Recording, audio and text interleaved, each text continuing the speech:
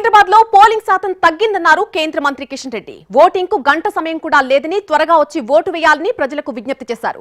దేశం కోసం అందరూ ముందుకొచ్చి ఓటు వేయాలని కోరారు కిషన్ రెడ్డి. సికింద్రాబాద్ పార్లమెంట్ సంబంధించినటువంటి ఓటర్లందరికీ మనవి, మన సికింద్రాబాద్ లో ఇప్పటి వరకు 33-34% మాత్రమే పోలైంది. మీ అందరినీ కోరుతా ఉన్నాను, మన ధర్మాన్ని రక్షించుకోవడం కోసం, మన దేశ అభివృద్ధి కోసం మనమందరం కూడా ఈరోజు పోలింగ్ బూత్కు రావాల్సిందిగా కోరుతా ఉన్నాను. ఎందుకంటే గత ఉదయం నుంచి కూడా అనుకున్నంత పోలింగ్ జరగలేదు. మనకి ఇంకా 1 గంట సమయం ఉంది.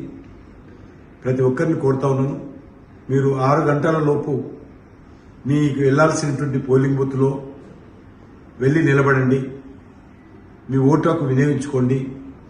తప్పకుండా దేశాన్ని గెలిపించాల్సిందిగా, ధర్మాన్ని గెలిపించాల్సిందిగా, మరి ప్రజాస్వామ్యాన్ని గెలిపించాల్సిందిగా మీ అందరినీ కోరుతా ఉన్నాను.